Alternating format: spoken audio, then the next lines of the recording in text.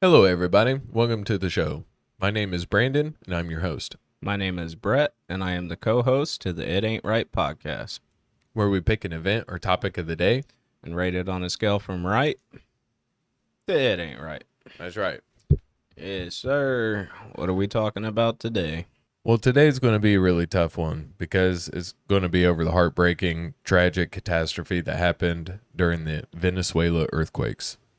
As some of you know, on June 24th, 2026, Venezuela experienced two earthquakes back to back within 40 seconds. The first one being 7.2 magnitude, and the second being 7.5 magnitude. That is a big ass earthquake. A lot of damage. Astronomical damage. Not cool, man. Not cool. Natural disaster. We went ahead and gathered some clips and videos, but just forewarning, the destruction is pretty severe.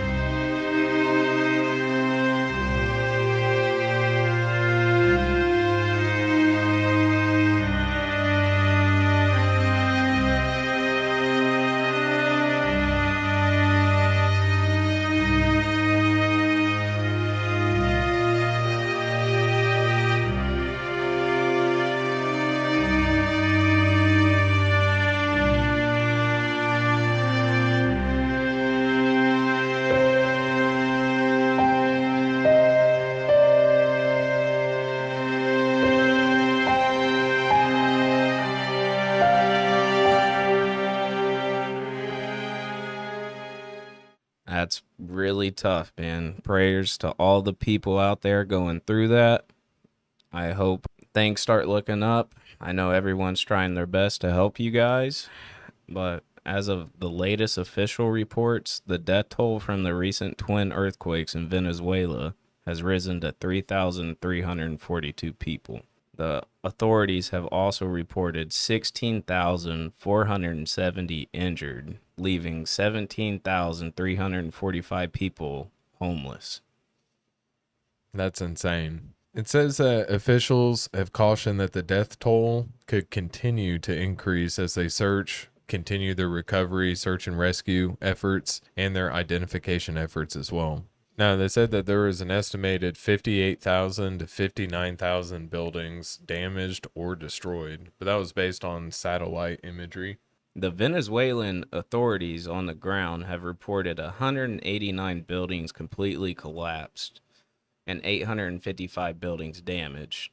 So the satellite is going to have a wider view, and they're saying it's approximately 58,000 to 59,000 that have been damaged or destroyed across the affected region. It was said that the earthquake occurred because the Caribbean plate and the South American plate moved along a major strike slip fault, generating the two earthquake sequence. They said normal earthquakes will have a main shock and an aftershock, and this one was basically two big earthquakes back to back, 7.5 and 7.2. So at the time of this recording, it was estimated $6.7 billion of direct physical damage. And that would be like damage to buildings, homes, hospitals, schools, and other physical assets. More than 10 billion includes border economic impacts such as business interruption, infrastructure disruption, and other indirect losses. It said that the estimate of direct building and infrastructure damage could total upwards of $37 billion. It could be approximately 24 billion for building damage and another 13 billion for infrastructure damage. That is crazy. That is an insane amount of money, and that's not even talking about the reconstruction of things. That is just straight loss. Or indirect economic losses, anything, supply chain disruptions. Yeah, like you said, the long term reconstruction expenses. Yeah, dude. And you got to think about all these people, and they got to have somewhere to go. And I bet them hospitals are full. Yeah, and if their hospitals are destroyed or down, electricity's down, I read reports that they're running out of cold storage for the people who have passed away. And it's got a lot of loved ones really frantic to get people identified so that way their loved ones don't get put in unmarked, not unmarked, but mass graves, unidentified. That's horrible. I would not want that for my family. But more on a positive note, there is a lot of accounts that a lot of people are coming together to try and get Venezuela some help and some resources and try and get these people back on their feet. Absolutely. Thank you for the people that are doing this. They're doing God's work. Hopefully, everyone there can be the hands and feet of Jesus and give these people the type of help that they need in this time of need. Absolutely.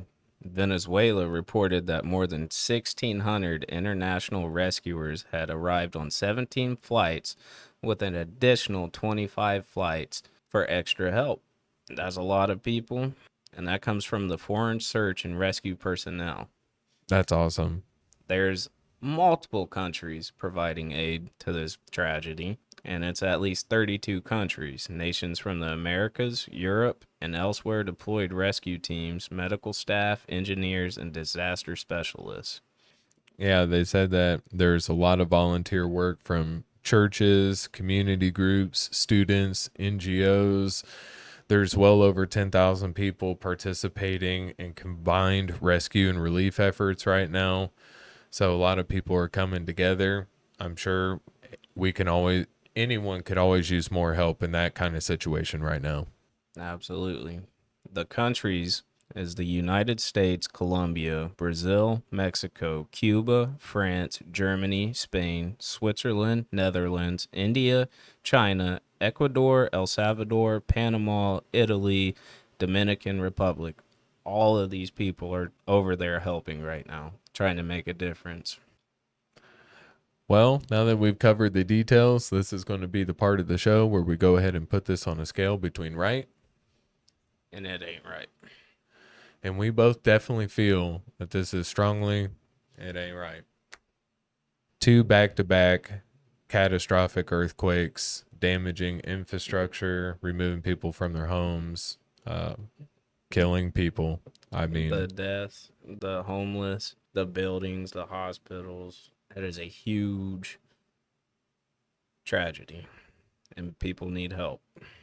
it's honestly really hard to put into words or even talk about stuff like this, but we wanted to go ahead and put together a couple lists of charities if anyone feels like donating or reaching out. We have a list of charities that we kind of put together, semi vetted. They're supposedly really good. And then we also came up with a secondary list of charities that are more religious based if you feel to donate or inclined to go that route.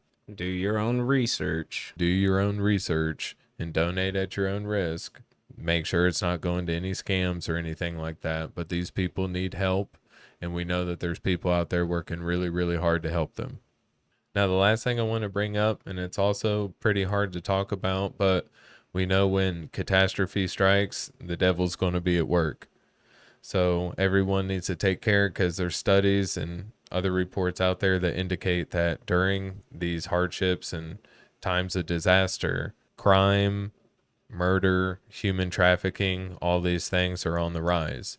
So evil people will use these kind of circumstances for their own benefit and good. So everyone out there, watch out for each other, pray for each other, be close, be the person you want to run into when you have a problem. Know right from wrong.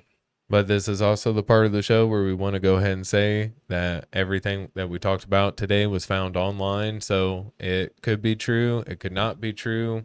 Who knows? We don't really know. We're just reporting on what we find. It's not entertaining, but we wanted to be enlightening and get the word out and let everyone know that people are out there hurting. If you can send prayers, messages, resources, anything helps. I'm sure they would definitely appreciate it. Amen. And lastly, want to say thank you for stopping by the channel and checking out our content. If you would like to support the channel, make sure to like, share, subscribe, and leave a comment down below of what you would like us to cover on the It Ain't Right podcast.